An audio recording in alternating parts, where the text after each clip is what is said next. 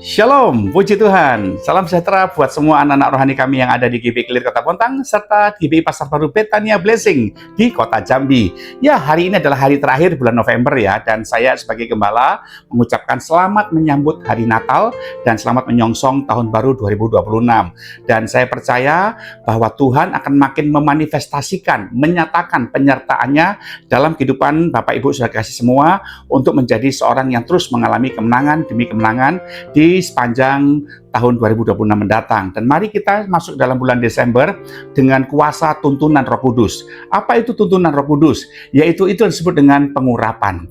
Seorang Kristen yang hidupnya kudus di hadapan Tuhan, hidup dalam takut akan Tuhan, akan take place, akan mengambil tempat di hati Yesus. Dan orang seperti itu akan membuat Roh Kudus yang telah diberikan kepada Anda itu akan betah tinggal dalam diri Anda. Dan Roh Kudus itulah yang akan berfungsi memberikan kemampuan, memberikan tuntunan, bahkan bimbingan kepada Anda untuk mencapai tujuan Allah dalam hidupmu, yaitu serupa dengan Kristus supaya kita bisa memerintah bersama-sama dengan Dia.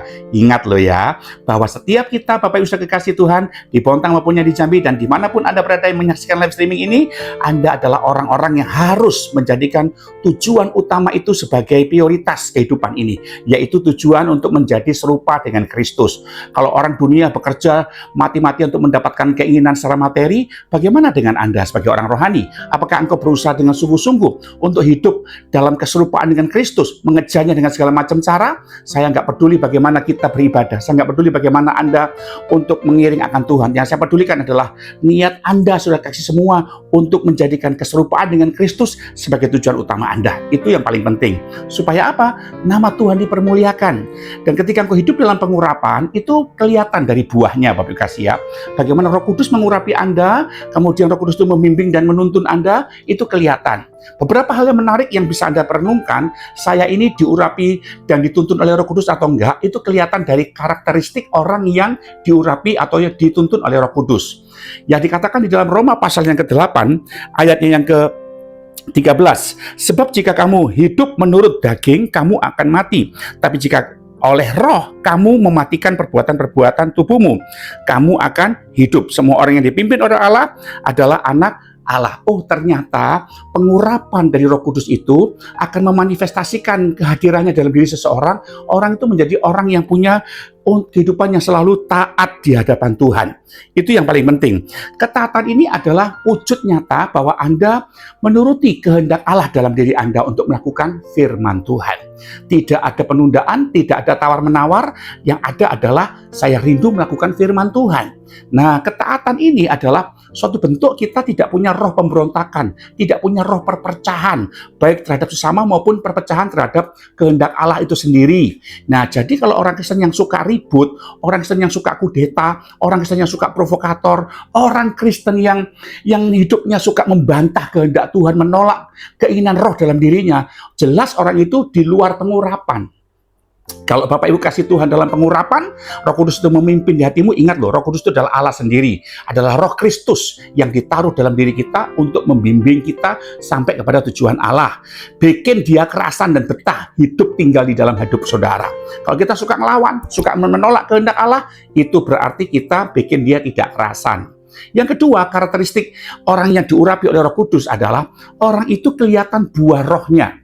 Ya, kalau Anda beli pasta gigi, dipencet, pasti yang keluar adalah pasta gigi. Nggak mungkin yang keluar mie instan kan? Nah, demikian juga dengan saudara. Kalau Anda penuh dengan Roh Kudus, ada tekanan, ada masalah, ada intimidasi, ada godaan, bagikan menekan kehidupan kita. Harusnya yang keluar dari kehidupan kita itu adalah buah Roh Kudus. Itu yang Tuhan cari dalam diri saudara. Ada banyak orang Kristen yang cuma casingnya Kristen, tapi isinya duniawi. Emosian, marah-marah, tersinggungan, ngambekan, lalu suka berontak, kemudian dia menjadi orang yang suka iri, dengki, sirik, suka jatuhin orang, persis dalam Galatia pasal 5. Nah, orang kayak gitu ngaku dipenuhi Roh Kudus atau diurapi Roh Kudus itu bagaimana, saudara kasih?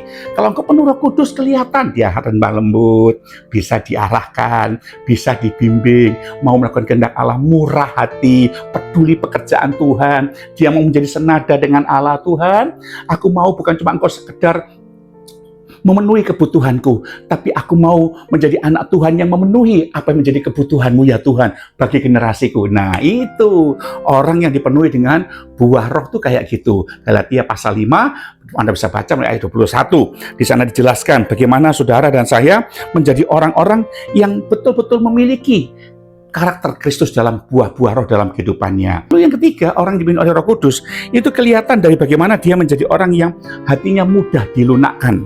Di dalam Yeskiel pasal 36 ayat yang ke-26 di sana dikatakan bahwa kamu akan dikuberikan hati yang baru dan roh yang baru di dalam batinmu, dan aku akan menjauhkan dari tubuhmu hati yang keras dan kuberikan kepadamu hati yang taat. Nah, ternyata karakteristik dipenuhi Roh Kudus, diurapi Roh Kudus, itu dia hatinya mudah dilunakkan. Nggak suka ngeyel, nggak suka berbantah, nggak suka nyinyir. Sukanya adalah bagaimana hatinya lembut untuk disirami firman Tuhan, supaya kehidupannya menjadi betul-betul citra sorga dalam hidupnya. Ingat Bapak Ibu, Anda menjadi Kristen bukan mengejar sorga. Sorga itu bonus yang akan diberikan Tuhan buat Anda sebagai hidup yang kekal. Tujuan kita ikut Kristus itu adalah supaya kita bisa memanifestasikan suasana sorga di dalam kehidupan kita sehari-hari. Di rumah tangga ada sorga, suasana bisa terasa. Di bisnis Anda, suasana sorga bisa terasa. Dalam pekerjaan, finansial, rumah tangga, hidup nikahmu, suasana sorga kelihatan. Dan itu perlu bimbingan, perlu diarahkan. Lah kalau hati kita keras, kita nggak mau dengarkan terus suara Tuhan dalam diri kita untuk kita ikuti kehendaknya, bagaimana kita bisa dilunakkan? Tuh makanya relakan hatimu untuk dilunakkan. Bisa diperdamaikan dengan Allah, bisa diperdamaikan dengan kehendak Allah. Ingat kekasih Tuhan, di dunia ini tidak ada yang terjadi secara kebetulan. Semua dalam rencana Allah. Tinggal dari sikap hati kita aja. Bagaimana saudara mengikuti kehendak Allah dalam hidup ini. Tuhan memberkati saudara kasih semua.